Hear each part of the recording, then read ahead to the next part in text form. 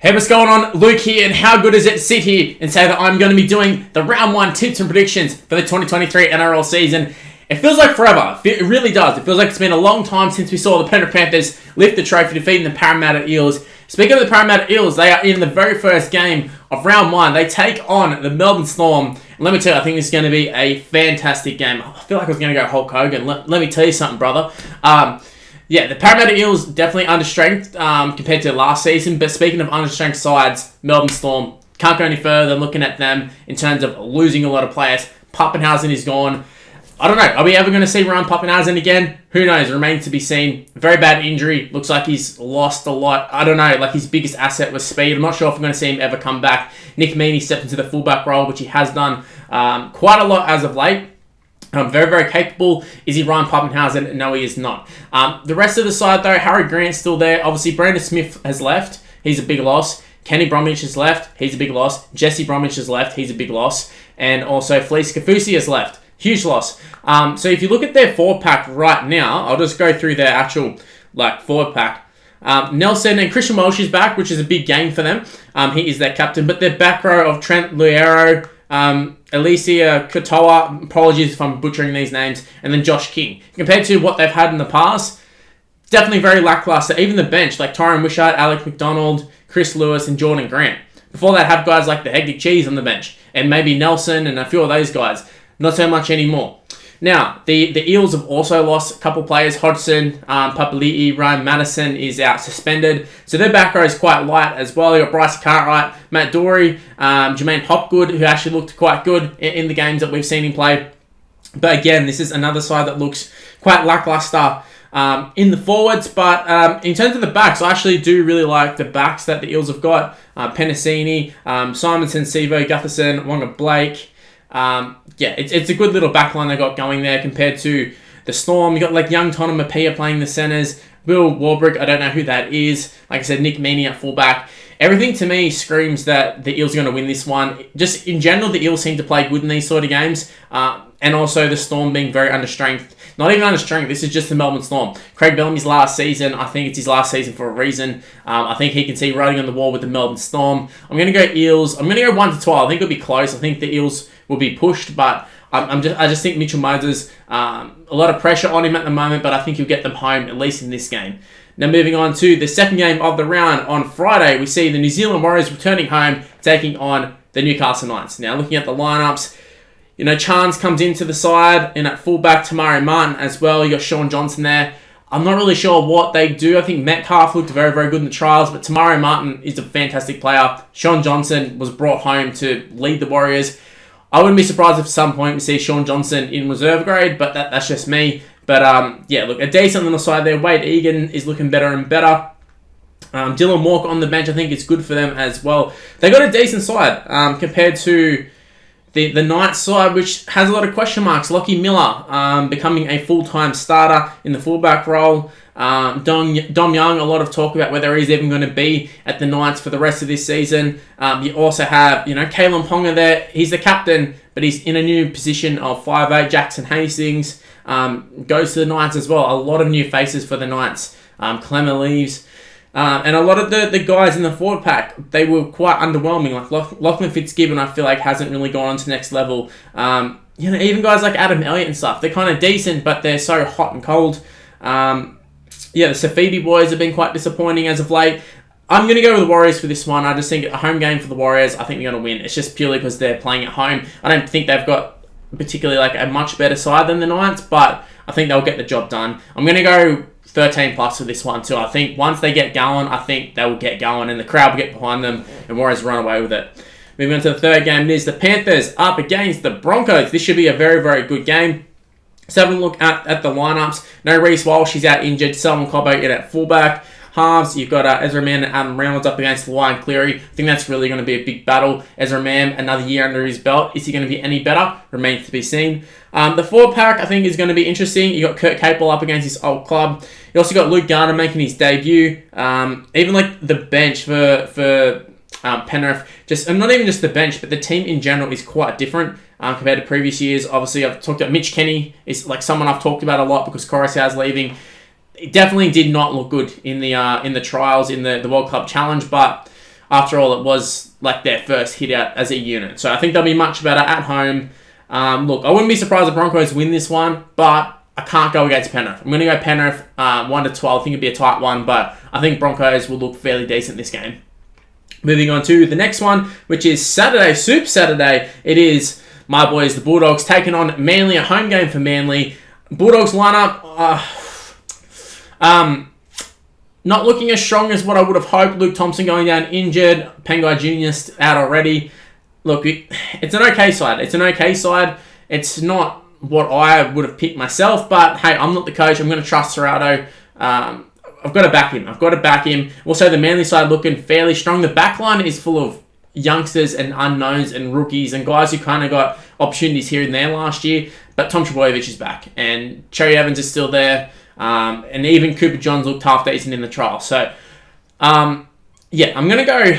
Oh, man, I want to say the Bulldogs, but I feel like Manly will probably win this one. I know they have a terrible record in round one, but I'm going to go with my head here. I'm going to say Manly win this one. I really want to say the Bulldogs, but I feel like Bulldogs will need a little bit of time to adjust.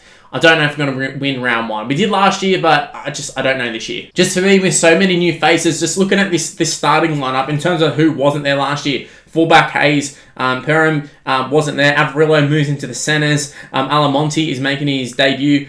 You have Reid Marnie coming across from the Eels, Ryan Sutton from the Raiders, Kickout from the Panthers, New Brown from the Tigers, playing in the lock position, which I'm not sure he's ever played before.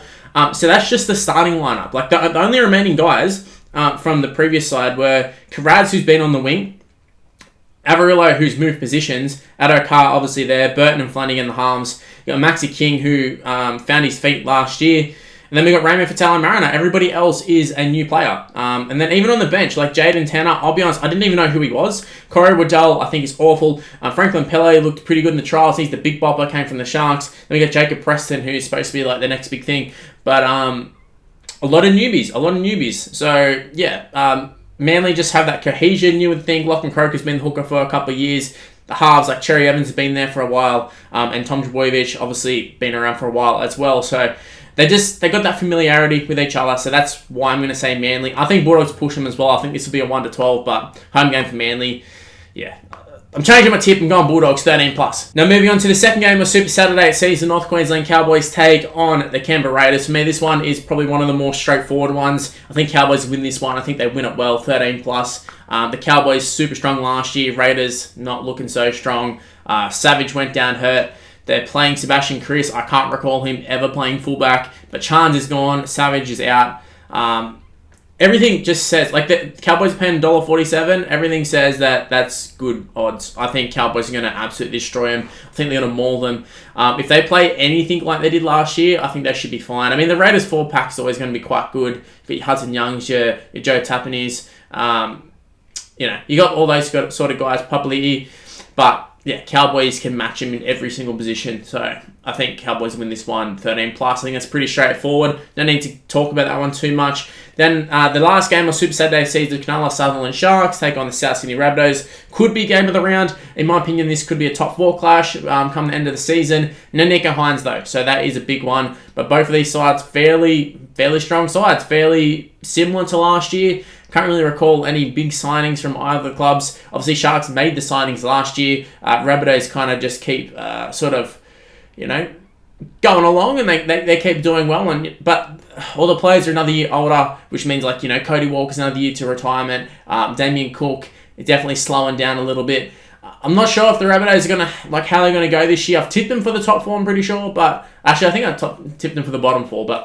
Bottom 4 of the 8, I should say. But Sharks, for me, definitely going to be a top 4 contender, possibly a minor premiership in the future. But in terms of this game, it is a hard one because Nico Hines is out. And I think Rabbitohs are definitely capable of coming out and ambushing them. So I am tempted to say that I think the Rabbitohs might win this one just purely with Nico being out. So yeah, I'm going to go Rabbitohs. I'm going to go Rabbitohs 1-12. Before this video, I probably would have said the Sharks, but I've changed my mind. Now moving on to the Sunday games. Now this one is going to be very, very intriguing, very interesting. It sees the debut of the Dolphins.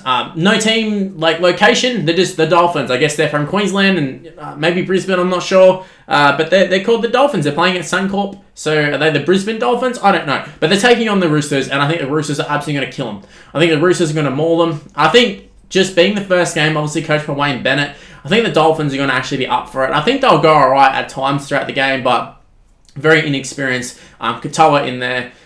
Even the Hammer has never nailed down a fullback role, either as O'Sullivan. Marshall King has, but that's just purely because he was playing at the Bulldogs. Their spine is quite weak. The forward pack is strong because they basically bought the whole Storm forward pack. But in terms of just the actual lineup itself, the backs are weak, the halves are weak, Hooker's weak.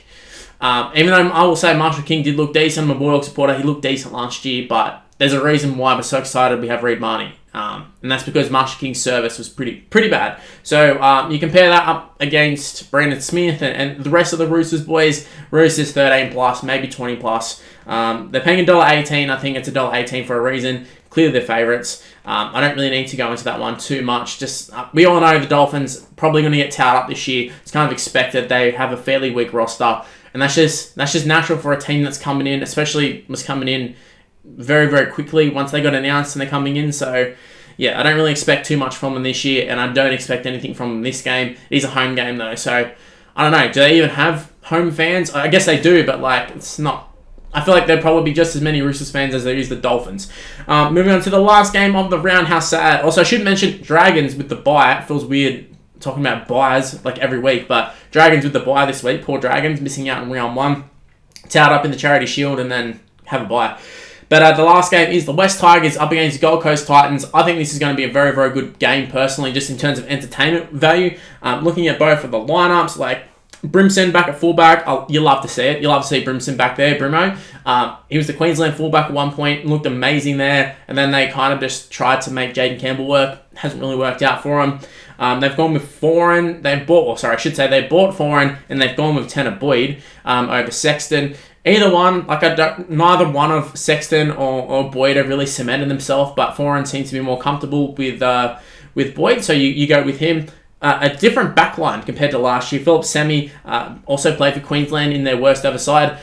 Did he get dropped? I think he got dropped. But Aaron Schott comes across from the Bulldogs. One of my favourites at the Bulldogs has gone to the Titans. Great signing. We have Khan Pereira. I don't know who he is. I'm assuming making his debut, pretty sure. And we got Jojo Fafita, who's looked quite good at times, quite athletic. He's big. I think he'll be good for them.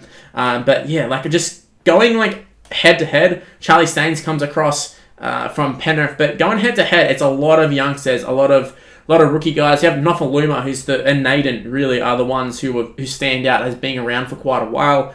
Haas battle of Dewey and Brooks up against Foran and Boyd. That should be interesting. A lot of pressure on Luke Brooks, man. A lot of pressure. Adam Dewey's there, but a lot of pressure on Brooksy. Stefano starts. Keen to see that. David Clements come across. Isaiah Papali'i. Sean Bloor starts him as well. No Bateman. He's adjusting to living in Australia or something again, is what they said. We see Dave Fafita starting for the Titans. I think that's good. Sammy Verrill's a great signing for them. I thought he was quite decent at the Roosters. Unlucky with injuries, but after all, he's a premiership winner. He scored a try in the grand final. I thought he's a capable player. But yeah, I'm intrigued to see Dave Fafita starting because we've seen him get shifted around so much. I think we're going to see a big season from Fafita. Probably get back to that Queensland side. On the bench, we have, Jaden Campbell, Aaron Clark, Fodawaker, Stimson. It's a pretty good bench. It's one of the stronger benches I've seen in all of these sides. Fodawaker, great player. Campbell, we know what he can do. Aaron Clark, underrated. Up against, Twil's pretty good for the Tigers, but the rest of them, once again, a lot of unknowns in this Tigers side. So they could come out and be fantastic, could be amazing, but I can't tell you that. So, look, I am going to go with the Tigers winning because it is a home game for the Tigers, but I have zero confidence in that one. I can see Titans win this one. I can see Fafita running a mark, but I can also see Tigers just being consistent with Coruscant there. They've got signings and they've made the right signings for the first time in a long time. So I'm going to go Tigers. I'm going to go 1-12 for the Tigers. I think it'll be a tight one. But yeah, guys, that's where I'm going to wrap things up here. Those are my tips for round 1.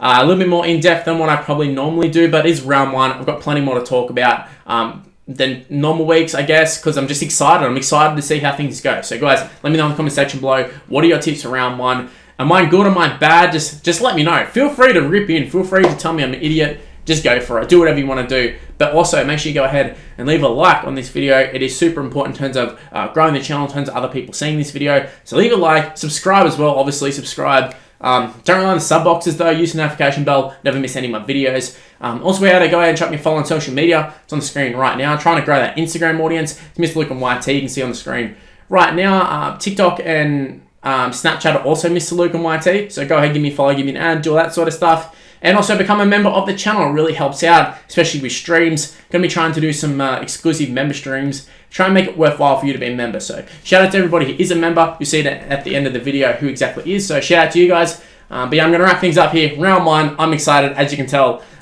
bit of a lengthy one for this one. But hey, hopefully you enjoyed it. Stay tuned for more content on the channel. And I'll see you in the next one. See yous.